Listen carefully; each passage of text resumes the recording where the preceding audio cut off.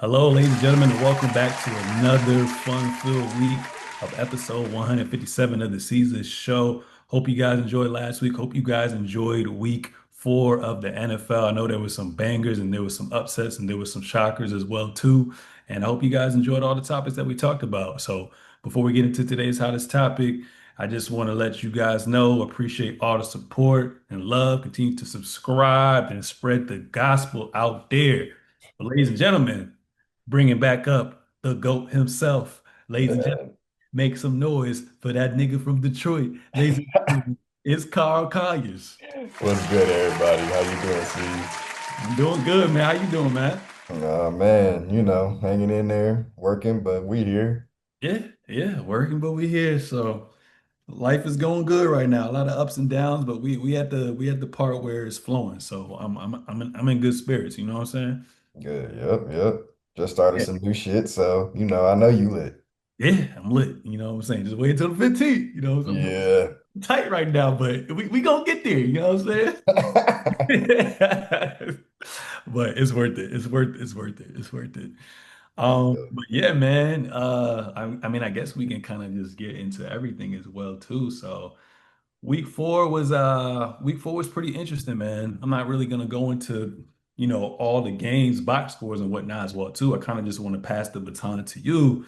Any games that, kind of stood out to you at all? Were you like, shocked about or whatever? Um, that's a good question. I will say from that Miami game, I was very shocked that Darren Waller had that much of an impact. Mm. He did not really look that great, and I want to say. Where was his last team? I don't think it was the Raiders. Wherever he was at last, he did not look that great. So Yeah. it looks like the year and some change off actually was really good for him. Wait, Uh, was that the dude that was married to the WNBA player? yes, to Kelsey Plum. The Uh, man fumbled. yeah. He, Yeah. And then so he was on the Raiders, right? he was on the Raiders. That's kind of like where he broke out, I'm pretty sure, but he was somewhere else before he retired. Oh, it looks like he was on the Giants last year. Yep, Oh, that makes 2023. sense. So he played 2023 and then he took a year off and came back. Yep. Oh, okay. Damn. I'll also say, I mean, I feel like you shouldn't have been surprised, but the Panthers are still trash. Like they beat the Falcons 30-0 last week, and Mm. then this week they got beat 42-13 by the Patriots. So I feel like that game was more so just two truths of like the Falcons and the Panthers suck versus like, oh, maybe the Panthers are going to turn the corner. I don't think so. Yeah, I mean, it's pretty much like a given to like just not bet on the NFC South anymore because, like you said, Carolina be weird, New Orleans a little weird. I mean, New Orleans hasn't won yet, but like I put a bet on Atlanta like the week before last or some shit like that. I think Hmm. I forgot who they lost to, whatever, but I'm not betting on that division no more, anyways.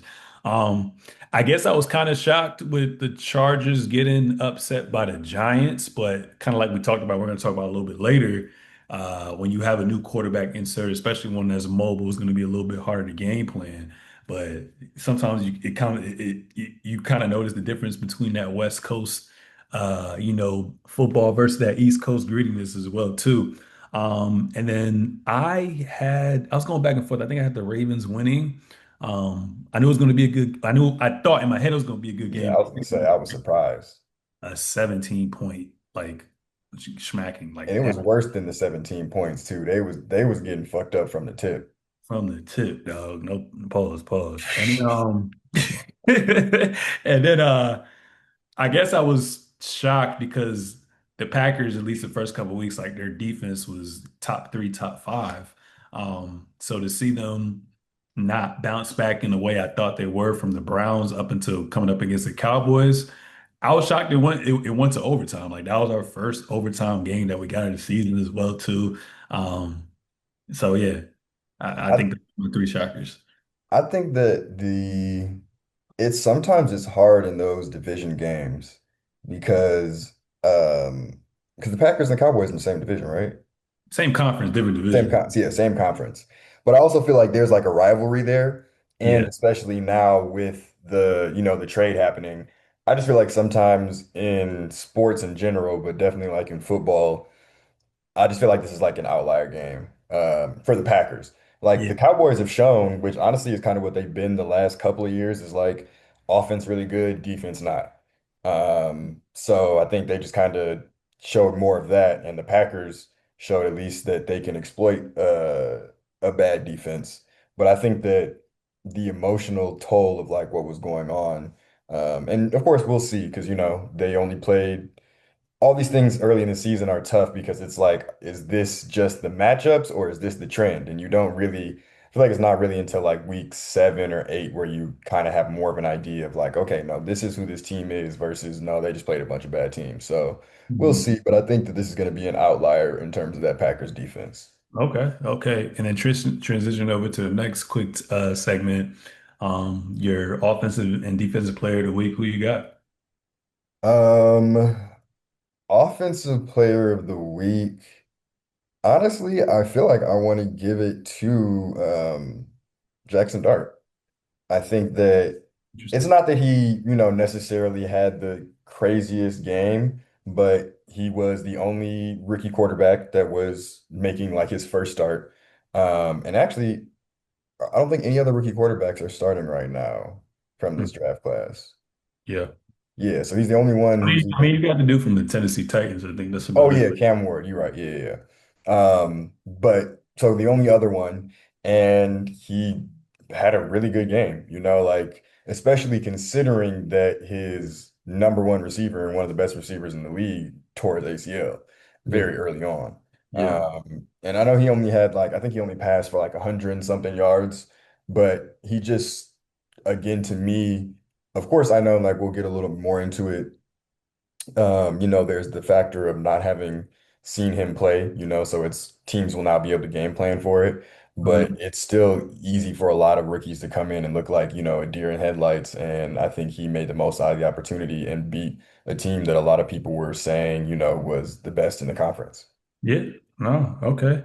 So for my offensive player of the week, I went with Puka. I love Puka. I'm on the Puka bandwagon. I love those yaks. And he had 13 receptions for 170 yards and a TD. Yeah, And then for defense, I had the safety from the Bears. He picked off Geno Smith twice. for real. Yeah, who you had? Did you have anyone for defense? Honestly, I want to go back to I kind of want to go back to Isaiah Rodgers. He blocked a punt again this week. Like he's really been going nuts. Uh, so yeah, I mean, Oh, did he block the punt and they returned it? I don't think they returned it this week, but Okay. last week is when he returned two for a touchdown, an interception and a block or a Yeah, fumble recovery.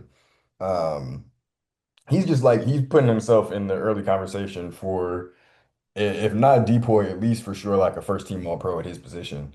absolutely. Um, but I honestly feel like there weren't a whole lot of super dominant defensive performances this week. Like there was a good amount of scoring, of course, outside of the Titans putting up 0 points against the fucking Texans. But yeah, Yeah. I mean, the Bills put up 31. Like you said, Texans 26-0 shutout. Falcons put up 34. Eagles 31. Lions 34. Patriots 42. And then the Kansas City Chiefs put up 37. So it definitely was a high scoring weekend. So we'll see what that trend looks like next week as well. I know you kind of harped on your offensive player of the week being Jackson Dart, but kind of to transition over to that and expand upon a little bit. He did, like you said, made his debut start. Everyone was kind of excited, especially, watching him play. I felt like as far as like no one really gets up for preseason games, but he was one of those players outside of like the Shador Sanders drama with the Browns and whatnot. That was actually like a rookie quarterback people were kind of looking forward to seeing what he could do. So proud that he got that dub. He had two total touchdowns. He threw one touchdown, a rush for one touchdown, 13 to 20 for 111 yards and had 54 rushing yards as well too. And I was looking up some stats that said Dark became the first rookie quarterback to beat a team that was 3-0. you know what I'm saying, since 1979. So got to give him Yeah, his props for that. And he also joined Derek Carr and Russell Wilson as the irony, Russell Wilson, right? As the right. only rookie quarterback to defeat coach Jim Harbaugh in the NFL career. So yeah, like you said last week, the Giants had to do something, right? You have to do something for that franchise who've outside those two, good years or Cinderella years, if you want to call it, with that stout defense with Eli Manning. I don't watch stuff. I'm gonna say watch stuff. They haven't really been consistent. So hopefully this is gonna be a trend in the right direction as well, too. But like I said, one of the reasons I feel like they won that game was just because they didn't necessarily have enough tape on them as well, too. You know what I'm saying? I mean, obviously they released it, I think, a day or two after their last game that they're gonna game plan. I mean, that they were gonna start. So I don't know how much the game plan changed for the Chargers as well, too. But I feel like for Dart, only I mean, getting drafted and going through OTAs and then going through training camp preseason to kind of get thrown in there. I think he did well, and I think they put in a solid game plan for him as well too. Like if you look back at a lot of his throws or just their offense in general, it was really a lot of dink and dunk. They were playing very conservative. They were very run heavy. They had a balanced attack. It was more so yards after the catch as well too. So I have high hopes for him, and I want to see where he progresses week by week as well too. But like I said, they didn't really necessarily get deep in the bag. You didn't really see any deep targets with him as well too, and it was kind of hard to judge his pocket presence because he would just take off and go like it was college football. So I just want to see like once he gets to play higher caliber defense, which the Chargers are kind of known for. I want to see like how that O line is going to hold up, and if it doesn't hold up, how is he going to maneuver? But um, I'm high on him, man. Like you said, New York need to see something. He got some swag, so I hope everything is good with him. You know what I'm saying? Yeah, I think it was a really good game plan. You don't put too much on his shoulders. He only had to throw the ball 20 times. They just used their scatterboo, ran the hell out of him. And then again, I think it's tough because honestly, I think their receiving core is not that great. Mhm. Um, and you had a great receiver, but outside of him, the receiving core is not that great. And so now it's going to be interesting to see, if he even has a lot of people who are going to be getting open deep and a lot of, I'm sure it'll happen every so often, but Yeah. I'm just, yeah, I think that's gonna kind of suck. That was one thing I was really excited about, honestly, was like, okay, he's gonna come in and have this weapon. Because honestly, I feel like every young quarterback, if you put like a really good wide receiver around them, Yeah. that is gonna not only help their game, but help their confidence and a lot of other things, like make catches that, that might not be the perfect ball, but I can do something with it, and then eventually you'll get better at those. Absolutely. So yeah, I Yeah. think that's tough. So it'll be interesting to see how the rest of the year goes now without that option. Oh, absolutely. And speedy recovery. And prayers up to Malik Neighbors as well too. You say towards ACL. Yeah. That's so tough. I didn't even get to watch the footage as well too, but I mean, it is what it is. Hopefully, he comes back, and we'll see what happens, and we'll see what the Giants, how they look on a weekly basis as well too. I think they have I forgot who they play. I mean, we'll go over our predictions for Week 5, but I'm curious to see how he does next week.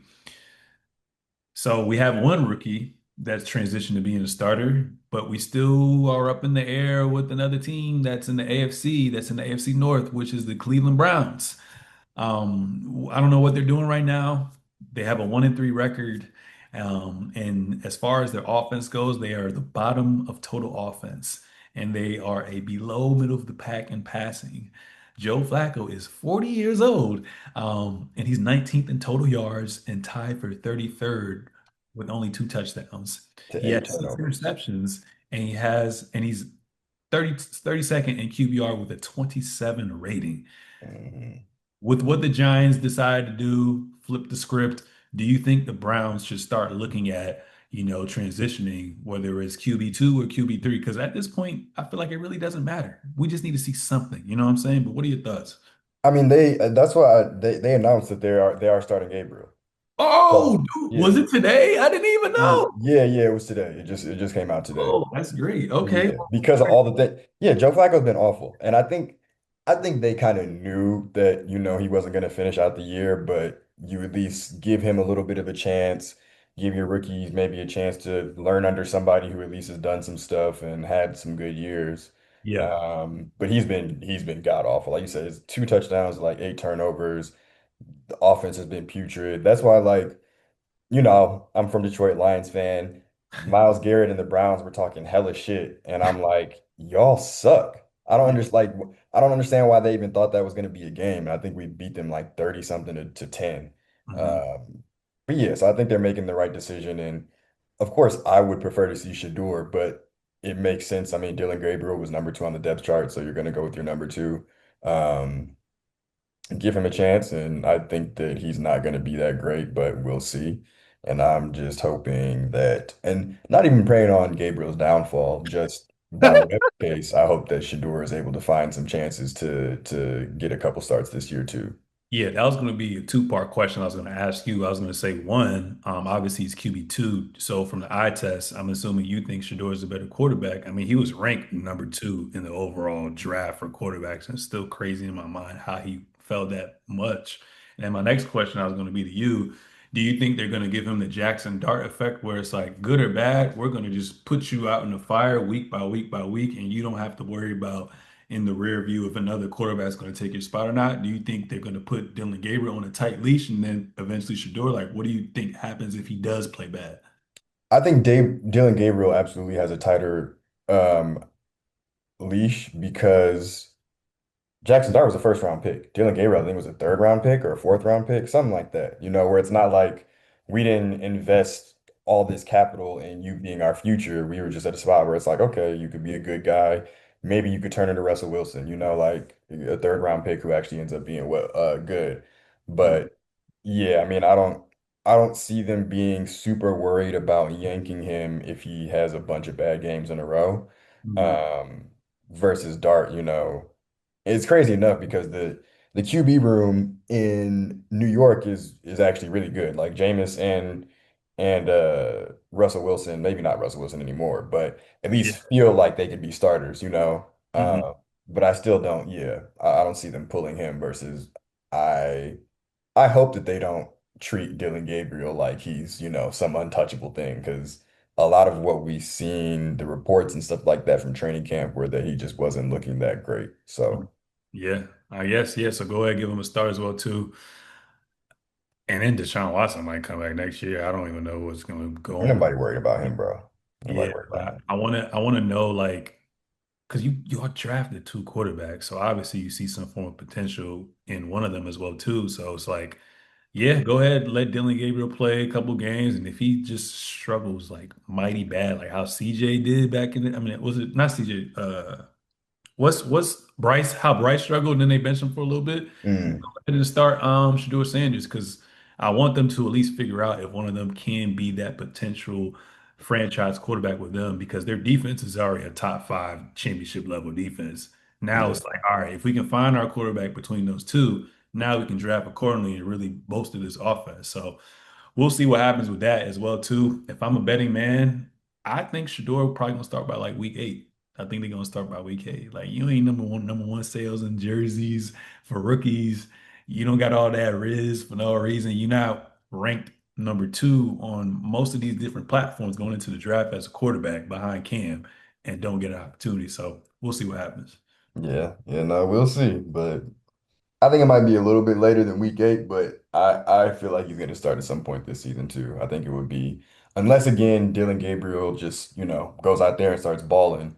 I think Yeah. it would be negligent to not at least see what you have in your other quarterback. I agree. I agree. Speaking of knees, one of the best wide receivers in the entire NFL, former champion with the Kansas City Chiefs, aka the Cheetah, Tyreek Hill, suffered a season-ending knee injury during Dolphins game Monday night against the New York Jets. He dislocated his left knee and ended up tearing multiple ligaments, including his ACL, when he was tackled on the sideline after a reception on the right side of the field. I saw that video on X, and I was like, my God, that joint kind of reminded me of that one college basketball player. I don't know if you remember. I think his name was like Where?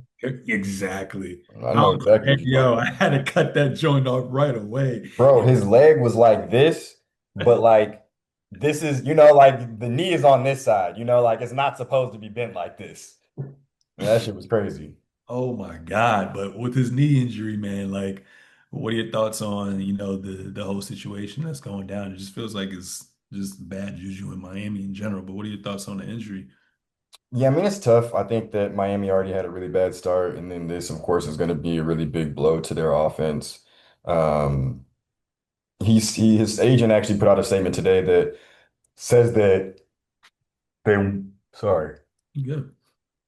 says that they hope or plan on Tyreek being available to start week 1 of next year. I think that's crazy. I think that's insane. They said like he dislocated his knee, tore his ACL, tore a bunch of other ligaments.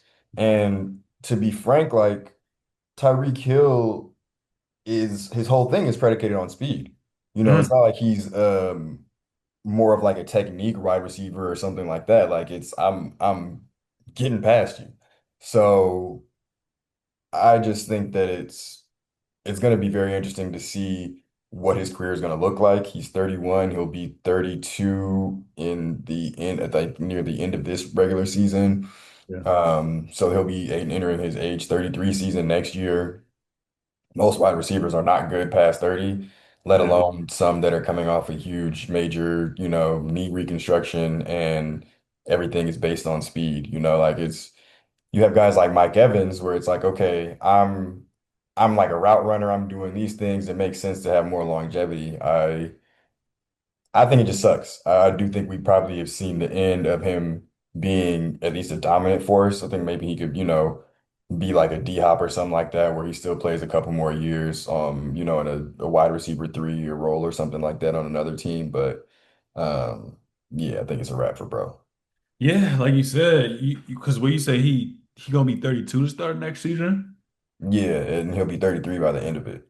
Yeah, because like you said, like yeah, at that age you're considered pretty much washed. You at that unk status for football as well too. So like you said, his game pretty much relies on his speed and athleticism. So I don't know how that's going to be. We are in a good era for athletes recovering from ACLs, from Achilles, and all that as well too. But the numbers say more often than not he's not going to be what he used to be. So I mean, hopefully he comes back with a speedy recovery. But like you said, week 1 is pretty unrealistic. I get why they're saying that just because, but it's kind of hard, man. Because this player that I'm about to name wasn't as he was very explosive and shifty, but not like that. But Odell, right? That's a failure Hmm. there. Once he got hurt, he could never come back to being what he was. You know what I'm saying? And we don't even know what's about to happen with Malik Neighbors as well, too. So young. Granted, he got age on his side, so hopefully he Yeah, comes. I think he'll be fine. Yeah. We have another sample size with what's my boy that used to be on Buffalo, Stephon Diggs. Stephon Diggs came back from an ACL injury. He looked, at least from the tapes, relatively pretty well, but I don't know. I haven't really been watching too much of the New England Patriots offense to see how it's been going, but looking at his stats, it's literally like middle to like the bottom tier as far as yards, touchdowns, and targets as well too. So I don't know if it's the scheme or he just kind of declined. So the only real successes that I can kind of look at was, when Cooper Kupp came back, Triple Crown. Jordy Nelson, even after a little bit with the Packers, came back, looked pretty well, and Keenan Allen's been up and down, but started playing a little good. So But we'll see. a lot of those guys had, okay, they came back and had a good year or two, and then it was a wrap. Like Right. Cooper Kupp looks awful right now in Seattle. Like he's like a no-show, And it's actually really crazy. If you look at Cooper Kupp's career, he literally had like that one spectacular year, and that's like it. Yeah. He had like one other, I think, 1,000 yard year.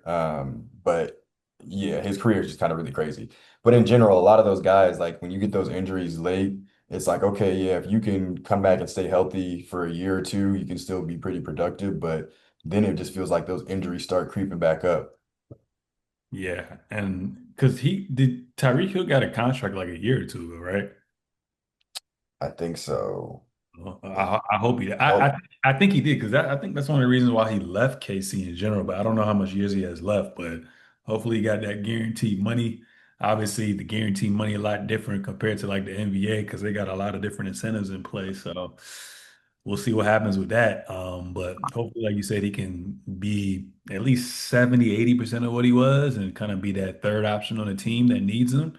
Shit, maybe this all happened for a reason. Maybe he's gonna end up being with Patty Mahomes in the future again. We'll see. We'll see. I don't Well, think it's not gonna be what they need.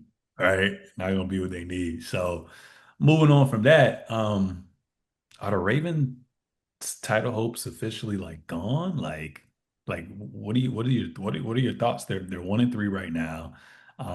Their offense, who's known to have high power offense, like you said, even though they put up 20 points, it was kind of a fake 20 points as well too. And their defense has been looking abysmal. Like you think their season's cooked? I mean, I said this last week that I their title hopes aren't gone this week because I said they were gone last week.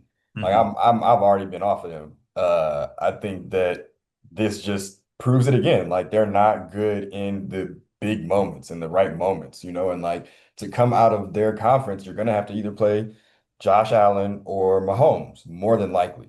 And he just can't play them. Like I don't know what it is. I think that the James Harden comp is like Yeah. perfect. It's unfortunate, but it's like you're a guy where regular season, I can't say shit about you for the most part. Like you go crazy, you're a first ballot Hall of Famer, multiple MVPs, all of that. But like when it actually matters in games that really decide something, you're like a no-show. And I think this is just like a microcosm of that. Like I know it's a regular season game, but whenever he plays the Chiefs, whether it's the post or regular season, it's like I saw a graphic where he threw, I think, like 7 or 8 picks or something like that last year. And half of them came against the Chiefs and the Bills. So like, yeah, and then there's a clip also of the other ones, and all the other ones that he had were like tip Mhm. ball, yeah, something where it's like, you could easily say that's not really his fault. I really think he has like a mental thing about the same way, what was it that DeRozan and Kyle Lowry would talk about, like the LeBronto thing, like that really was in their heads. I think that this sports psychology thing is real, like when somebody keeps beating you down, I think it has an effect on how you play. And to me, it's like that's the thing that unless they either again change the coach or the quarterback, I don't think you're going to change the quarterback. So I feel like you got to at least change something, but I have no faith in this team. I didn't have any faith last week, and now with one more loss, I definitely don't have any more faith. And Lamar might be out 2 to 3 weeks, they said. Yeah, so Lamar has that hamstring injury. He wasn't able to finish basically towards the end of the game as well too. But kind of like how we said last week, I mean, at the end of the day, we're going to rate teams from their quarterback. That's just how the league works, how NFL works, how football works as well too. But I'll probably give him about 50% of the blame, and then the rest goes to the coach and what their identity has always been, which is defense. But even going to offense right now, obviously a little concerning. Like you said, Lamar Jackson has a hamstring injury. We don't know how long that's going to be. Hamstring injuries, the pulled muscle, so that's one of the trickiest injuries to kind of rush and come back to. So we'll see what happens with that. They're missing one of their premier offensive tackles and Ronnie Stanley. That's tough as well too. And then I think defensively, from going in from the availability to going towards the end of the game, they were missing like seven key people as well too. They were Mm-hmm. defensive tackle. I think his name is Madubike. I Not a can't PK. remember his name. Yeah. Two linebackers with Kyle Van Noy, and Roquan Smith, and missing Marlon Humphreys, Nate Wiggins, and their defense has given up the most points throughout these first 4 weeks. So for something that's so historical with something that's much of their identity, if that doesn't turn around, then it's over, right? You know what I'm saying? You're only as good as your defense at times. And it's crazy because, like you said, he may not he's not playing up to par against these top tier teams, these favorites that we have coming out of the AFC. But it's crazy. Like he's still leading the league with touchdowns. He only has one interception, but he does have those fumbles. But I think the bigger thing is probably the coaching, at least for the entirety of the regular season. I think it's more so to blame with the coaching, more so to blame with the defensive identity being gone. Then you can also attribute at least two out of those three games with Derrick Henry literally changing the momentum of the game. And we know football is all about momentum as well too. So it's not quite over yet, but I'm highly concerned. I think the only team in NFL to start off 1-3 and go to the Super Bowl was, I think, in like 2001 or two with Tom Brady and New England Patriots, and that says a lot as well too. So hamstring injury, I'm not sure. It's kind of crazy. The only luck they kind of have on their side right now is probably because I don't really take that division too serious with the Browns. Like you just announced to me that I just found out they're about to go with a new quarterback. They're not probably going to win anytime soon.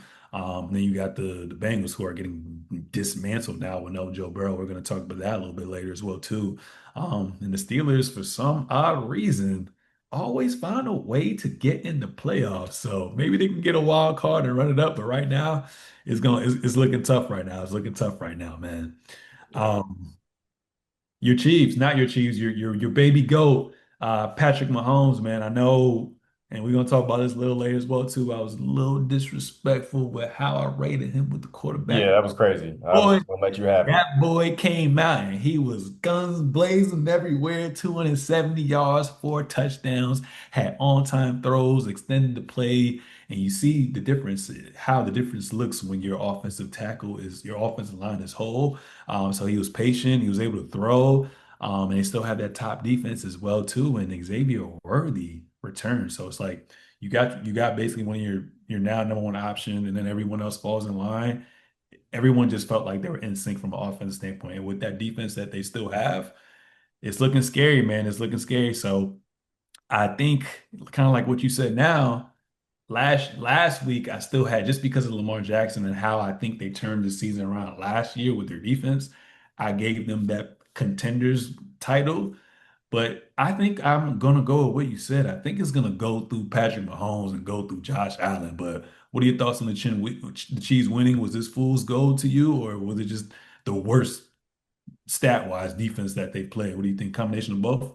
Um, I mean, yeah, this defense is not great, and there's a lot of injuries as well on it. So you do have to take that into account. But um, I think that the Chiefs, I mean, it's tough when, when you talk about missing pieces, you don't have your top two wide receivers and Rashee Rice and Xavier Worthy.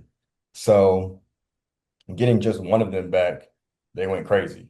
I think it'll be interesting to see, again, a lot of this is like, okay, how are they going to play the next 2 weeks? And then honestly, the week after that, once they get Rashee Rice back. Um, but I definitely I have faith in them before, and I still have faith in them. Honestly, the same way you talk about like what Tom Brady did with that team, like if there's someone else in the game that I believe could do that right now, it would be Mahomes. Yeah, absolutely. So just when I wanted to sweet chin music, that damn team, they always giving me trauma. So I will not be surprised. Especially what made me even a little bit more confident, Carl, was when I saw the Chargers. I mean, I know it's NFL, you can lose any given Sunday, but when I saw the Chargers struggle against the Giants, I was like, yeah, Mahomes might fuck around back to the Super Bowl, dog. Man, Especially with Lamar also playing and the Ravens playing like this. So AFC looking like the Eastern Conference of old, man. Like this shit crazy, dog. This shit crazy. Um, shifting gears. AJ Brown, you know what I'm saying? They went up against the Buccaneers as well too. They won 31 to 25. And he had a tweet right after the game, and even before the tweet, he didn't speak with any reporters after the game, and then he proceeded to tweet a Bible verse, saying, "If you're not welcomed, not listened to, quietly withdraw. Don't make a scene. Shrug your shoulders and be on your way." Well, what do you think is going on, man, with this AJ Brown situation? Should this be a cause of concern? I mean, not until it shows up on the field. I mean, he was doing the same stuff last year and they won the Super Bowl. So, wide receivers are divas. I think that's just they all say that as a fact, former and current ones, and I think it's just proven itself time and time again. They always want to be getting the ball, like that's how they make their money. So, I'm not surprised, especially again seeing what he was doing last year. But until he starts doing things that are really a distraction, I'm just gonna let him, air out. Clearly he's a little frustrated, but everybody wants to win, and I think that he's gonna do what it takes to continue to win. Mhm. Yeah, man. But it's just crazy how like obviously they're a run heavy team, right? And I think they're last in like passing attempts as well too. But to have the best running back, to have arguably like the best trio with wide receivers, and to have a top five quarterback in Jalen Hurts. Granted, they have a new offensive coordinator. It's just like I'm looking at all these teams who don't even have the luxury sometimes of having two legit number one options, but they still find ways schematically to get their guys the ball. You know what I'm saying? So I know that can kind of be frustrating as well too. And I mean, even look after the Super Bowl. I think he tweeted, it was either him or it was Devontae Smith. One of them basically tweeted or said, like, I thought I was gonna feel like this high level of euphoria, but I was just like, eh. And I feel that when you feel like you haven't really contributed to the team, when you're not getting the ball targeted, when you just blocking on offense all damn game, winning your matchup, if you're not getting double team, it's just like, damn, like, do I actually value team success, or do I want to go off and go somewhere else? Because he's already won a chip. Like to be that guy, and I know it's only been 4 weeks, but he only got 14 receptions, 150 yards, one touchdown. That's just kind of crazy. So I think the Eagles just have to do a better job at, you know, being better with usage, giving him just it can be options, it can be screens, like doing something. You know what I'm saying? That offense is too stale. But like you said, when it ain't broke in the grand scheme of things, you don't gotta fix it. So until they start losing, I feel like he just gotta take the high road. So it is what it is. Yeah, man. Still, look, Tim Duncan was stale and boring, and that he was stale and boring on his way to 5 rings. Yeah, that's true. That's You true. know? But Tim Duncan was that number one option. You know what I'm saying? Yep. He got his touches. You know what I'm saying? Even though he's a big man, Tony Parker knew he gonna bring the ball up the court. Miles Miller knew he gonna bring the ball up the court. I'm getting that touch first before everybody else gets some shit. Yep. But we'll see what happens. We'll see. Shifting gears, man. The Bengals are being Bengal-esque right now. You know what I'm saying? I know this is a wild topic, but I'm just gonna toss it over to you. Should Joe Burrow demand a trade, man? Uh, I mean, if he's, it's tough because I think that he wants to keep playing with Jamar Chase. Like I think that their connection is like really, really insane. But like if I'm looking at it outside of that, I just think the Bengals are a really bad franchise. I think we probably talked about this before because it's the same in the NBA. It's the same in pretty much most sports leagues. Like bad franchises are bad franchises for the most part, um, and I think there's always something as well to like a really poorly run franchise. Because there are teams that are bad, but that doesn't necessarily mean that this is always a poorly run franchise and people have bad things to say. But Yeah. um, the Bengals just always botch stuff. Like always, this stuff with Trey Hendrickson, the thing like you want to keep T. Higgins. Why? Why? You have a number one wide receiver who is objectively in the top two at his position in the league. You don't need another top 15 wide receiver. You need to spend that money on an offensive line. You need to spend in other places on defense and stuff like that. I just think that the way that they've been building their team is just been really awful. And I always see this graphic where it's like Joe Burrow with protection passing to anyone and they can catch the ball versus Joe Burrow with no protection.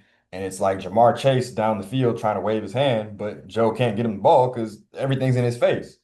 So, and I get keeping Jamar Chase, but like you can't keep both of these guys and they keep stringing it out. And like, yeah, I think this would have been a great opportunity to have traded him for like an offensive tackle or something like that, or a draft pick that you could use. But yeah, I mean, I would love to see him in a competent franchise, Mhm. but I don't know if he's the type of person to try and do that.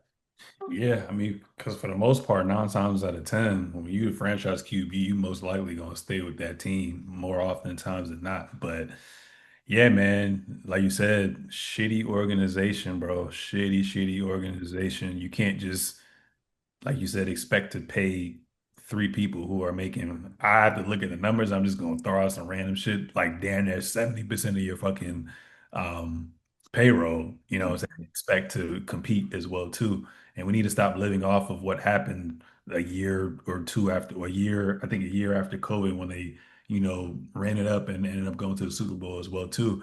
But like you said, we view Joe Burrow as I mean, I'm gonna say tier one unless you have like your Mahomes and as everyone else. I'm completely fine with that. But if we're going with tier one quarterbacks, I'm putting him up there with Josh Allen, with the Mahomes, and regular season Lamar Jackson as well too. So we're saying that, like you said, it's fine to pay one wide receiver, but if you guys believe that Joe Burrow is this great, then he can do what Josh Allen do. He can do what Lamar do. He can do what Mahomes do. Or it's like you take What away Tom Brady did. weapons, and I can disperse everywhere. You know what I'm saying? So I really don't know what's going to happen. I need to also check to see if they have their draft picks next year as well too, because you got to get better. And I think over the past year they've drafted offensive linemen, but maybe like you said, it starts from the top down. So even though they're drafting these people, maybe the developmental team for the offensive line is just trash as well too. I don't know what's going on. And on top of that, like you said, their defense is so bad. So being there those past couple of years, I think this is going to be I think his third season he hasn't played because he tore his ACL and then he missed, I think, most of one of the other seasons with his wrist. So he's Yep. had a torn ACL, he's had a torn MCL, he has a torn wrist, and now he has a toe issues. I don't want him to get to that point where it's like the offensive line never improves and he's like an Andrew Luck where he's just like, yo, fuck this, I'm out. You know what I'm saying? I can't keep dealing with this. Or just how at certain points in time with the Dallas Cowboys with Tony Romo, like they never had a great offensive line. And then when they finally did, he was pretty much damaged good. So Yeah. I'm him, man. Maybe you give it one more year and hey, at that point, you may have to say fuck it. You may have to go out there and try to get another quarterback from the draft, or say fuck it. Hey, this is our high asset. We can get a lot from him, and we can actually make some tweaks in the front office and start over. So I think that's the best case scenario for them because if they if this continues to happen, then they're always going to be a middle of the pack team, and like you said, relying on if someone's going to be available or not. You know what I'm saying? And I don't really Yeah. think he's made of glass, so to say. Like you said, I think it's just a shitty ass offensive line, so he's more susceptible to getting targeting more and getting hurt. So we'll see what happens with that. I want to go with you. Obviously, I know your list from last week with your top 12 quarterbacks. Who you got for this week going into week 5? 12 to 1. Um,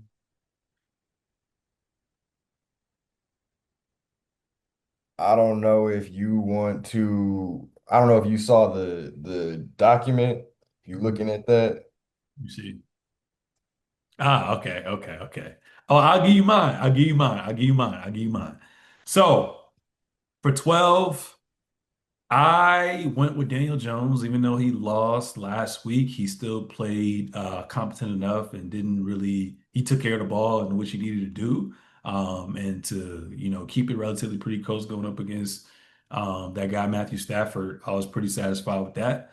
Number 11, another win, so I got to give it to Caleb Williams, staying consistent, so he went up. 10, who he wasn't on my list, but I think he was on your list last week. And this is how we said football is all three levels, special teams, offense, and defense. Dak Prescott has been playing great, but Jerry Jones is a shitty GM slash owner. So we'll Yeah. never see that kind of pan out as well, too. At number 9, I had Jordan Love. I think he did his thing going up against that defense, and they end up with a draw. It is what it is. Number 8, I know a lot of niggas like to hate on this super conspiracy theorist, but they are the top of the AFC North, and he had a great game overseas, and I'm gonna go with Aaron Rodgers. At 7, he happened to Chris Godwin just came back from that ACL, so he was a little wishy-washy. And Mike Evans has that hamstring injury, and I feel like that outcome would have been different. So I'm not going to put too much of it on him. He just dropped down a little bit. So number 7, I had Baker Mayfield. Number 6, all the things you pointed out earlier about Lamar Jackson also kind of made me upset as well too. You over there. 5, we got Matthew Stafford. 4, we got your boy from Detroit, Jared Goff. 3, What? Whoa, yeah, whoa. Jared Goff at 4? Jared Goff up at 4, man. I That's put. great. And I'm, I'm a Lions I fan. know. Jared Goff, bro. I had to have some controversy up here as well too, because I think last week I was wild and put Mahomes at 5, and I moved him up Yeah. to 3. I moved him up to 3 because there's two undefeated teams that are left, one from the AFC, one from the NFC, and I got number 2 Jalen Hurts and number 1 my boy Josh Allen. Are So you just a quarterback wins guy? Jalen Hurts is not like bro had did you see the stats that he literally had he went 0 for 8 in the second half, had zero passing yards in the second half of that game? yeah, I mean, I Yeah. put into consideration, I put into consideration that, and I put into consideration winning because the game was pretty much over in the first half. I guess, but you have to play a full game. I mean, a 6 point game is clearly that the game wasn't over. Like they had a chance to lose that game. And if he had actually done literally anything, then it would have been different. Yeah, I just, again, he's a great winner, but he's not, yeah, he's not a top three quarterback. But I feel you. yeah. So that's my Mhm. weekly, going for it as well too. Um, Fantasy pickups. You got any fantasy pickups for this week, man? I do, I do. I think the number one is Woody Marks from Houston. Had an amazing game. I actually picked him up in one of my leagues last week and set him on the bench, and he got like almost 30 points. If I put it, I lost that matchup by less than a point. So I'm like, if I had put him in, I would have blown bro out. So I'm kind of devastated about that. But he's still available on a lot of waiver wires, and I think it's clear that he's taking over for Nick Chubb. Nick Chubb is washed, unfortunately. He tore his knee up. Honestly, if you want to look at Tyreek Hill, and I know running backs and receivers are different, but Nick Chubb destroyed his knee and he's come back and he's not looked that great. Mm, Um, be interesting to see how Tyreek does. But I think Woody is good for right now. It'll be interesting. Joe Mixon is still on the pup, so he is supposed to be coming back in a few weeks. But until then, I would go with Woody. I mentioned Hunter Henry last week. I'm bringing him up again. I think he only had 2 catches, but one of them was for a touchdown, and I think that he's going to continue to be a favorite for Drake May and kind of like a security blanket and an end zone target. yeah. Especially tight end is just super shallow. And then also I have Darren Waller who scored 2 touchdowns in his debut last week.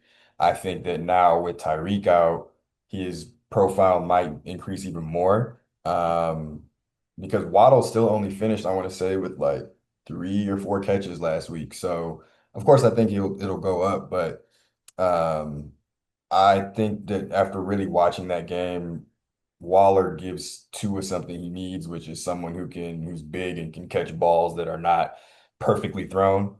So yeah, I think he's going to be a good add. And then outside of that, I have the Cardinals defense. They are playing. Hold on. The Cardinals are going to be playing the Saints this week. The Titans, right? Then he played the Titans. Yeah, you're right. I'm sorry. I'm looking at the wrong thing. They're going to be playing the Titans. That's exactly why. Titans look really bad. And it's not, I'm still not going to blame this on Cam Ward right now. He's in a really bad situation. But the Titans look really, really bad. 0 points. So, and of course, he's still a rookie quarterback. I think that's a good one. And then I also have the Dolphins defense, where I'm a little kind of a little skeptical there, but they're playing the Panthers. The Panthers have not looked that great. Only reason I'm skeptical is because, offense and defense do complement each other, and I'm just interested to see like if the offense is going to do anything. Because if the offense is really bad, then that means the defense is going to be on the field a lot more, and just anything can happen. But those are two of my best bets this week. Um, yeah, and there's some other decent matchups, but. I'll say okay. Also the Colts because Geno Smith is thrown multiple, like I think 6 picks in his last 2 games, which is just nuts. Even though Genty broke out, Geno's been awful, and those picks are points. So I would also say the Colts. Another team that should have drafted a quarterback, but we'll save that topic for another day. I don't But know though, because one, they weren't gonna. I guess they could have got Dart, but like outside of that, it wasn't a super quarterback heavy draft, and they're not good at. They haven't been good at drafting quarterbacks. yeah, I think. although Geno's been really bad. They've been like signing quarterbacks. They haven't even been drafting quarterbacks these past couple of years, right? Because then they No, have that ain't no Connell. They started a quarterback they drafted. oh, Yeah, I mean he was terrible. He was terrible. But I'm just saying they tried. I just don't think that it's best for them to keep trying. that's another shitty organization as well, too. All right, but those are some solid NFL fantasy draft pickups for week 5 as well, too. I think out of all the ones you listed, I'm really digging the Waller one as well, too, especially with the injury. So I'm rocking with it. Week 5 predictions Thursday night. Rams 49ers in LA itself. Who you got? I'm gonna go with the Rams on this one. I think that they're starting to heat up. Puka looks really good, and yeah, I mean Matthew Stafford keeps showing that like he is still a top quarterback, and he has all the weapons to continue to do so. Yeah, I agree. And Brock Purdy just came back from injury, and I think he may be slightly banged up again. So yeah, I'm going with the Rams as well too. Divisional game, that's going to be a good one. Bills are going up against the Patriots. The rivalry week. They got the new jerseys coming out. Who you got? Bills. I got Bills too. I got Bills too. It might be a shootout. The Patriots, out of 2 of those 4 games, put up some points, but we'll see what happens. Drake May's been having a relatively pretty good rookie season. I mean, sophomore season. Mhm. Uh, Browns, Vikings. No more Joe Flacco. Hoorah, hoorah. It is in Cleveland. And I think Carson Wentz is the quarterback right now for the Vikings in place of JJ McCarthy. Who you got? I'm gonna have to go with the Vikings. I'm not gonna trust the new guy, to be honest with you. Like Dylan Gabriel to me is yeah, we'll see. But I don't have any faith in him. Yeah. Man, I'm gonna say F it. I'm not gonna have no logic with this one. No game plan on Dylan Gabriel. That stout defense, they gonna run it up. They ain't gonna run it up, but they gonna get the dub at home. Ravens, Texans. Ravens at home. Both teams are 1-3. Texans actually, because Lamar's not about to play. Oh shit, you right. I'm going with the Texans as well too.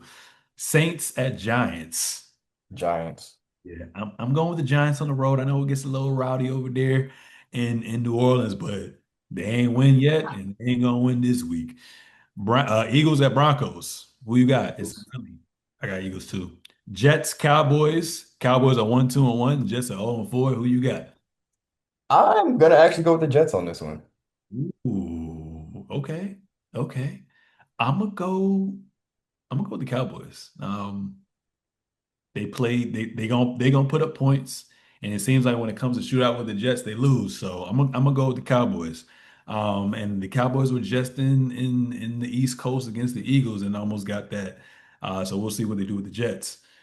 Colts Raiders. Who you got? Colts. Colts. Panthers Dolphins. Panthers are at home. Who you got? Both teams are 1-3. Dolphins, unfortunately, but I don't know if that's even gonna be a watchable game for real.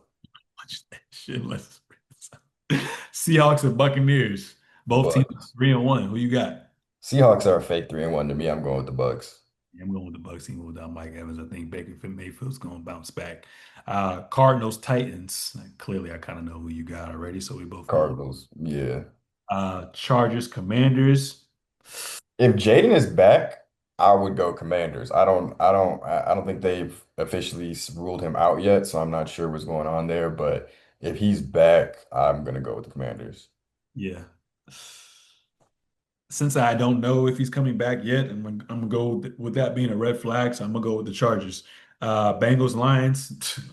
I don't even know why I asked that. Lions, man, come on, man. Yeah, And then you got Monday Night Football, Jaguars at the Chiefs. Jaguars are 3-1, Chiefs are 2-2. Do you think it's another case where the Jaguars are fake 3-1 as well? absolutely. And their offense has been really bad, and I don't know why they're in a Monday night game, but I think the Chiefs are gonna win for sure. Some of these primetime games been a little sus, man. I mean, it lived up to it for Sunday night, but this one is nasty. And then the Monday games being Yeah. and so hey, more time to myself. Last but not least, Bad Bunny is the official Super Bowl halftime performer for this upcoming Super Bowl. Any thoughts on that? I mean, it's cool, I guess. I'm not super excited about it, but I'm not a Bad Bunny fan. But clearly, I mean, Bad Bunny to me is one of those people where it's like I can admit that I'm not a fan, but also admit that he has millions of followers and people that like his music and stuff like that. And he's also, speaks to a specific community. I feel like last year was very black, so it's cool this year is kind of like gonna be Hispanic, like giving that to somebody else. And again, he's a global name and a global presence. So especially in a time where the NFL is trying to be more global, they have a lot more games overseas now and stuff like that. Um, I'm not mad at it. Yeah, I'm not mad either. And we've seen so many other people. It's kind of like the dunk contest, right? It's going to get to a point where it's like, who are you going to actually select as well, too? So, like you said, for him to have such a crazy reach overseas globally, that global influence is not gonna go unnoticed. And not only that, it's a win. I feel like for Latin music and the culture as well too. Like you said, last year was pro-black, and this year they want to switch up as well to knowing that NFL fan base is damn near like over 50% white. Bad Bunny, like I said, he's not my favorite artist, but like you said, he's someone that I can respect for his creativity and his high energy as well too. I don't know what the hell he's gonna be saying, but I know he's gonna have people out their seats. So Yeah. we'll see what the halftime show looks like as well too. Any last closing remarks? Nah, just everybody enjoy your week, be productive, do the shit you need to do, and we'll see you next time. Hey, retweet. Ladies and gentlemen, that was episode 157 of the Season Show. Make sure to subscribe on all forms of social media at Search Seasons, at the Season Show, at Carl Conyers. We out.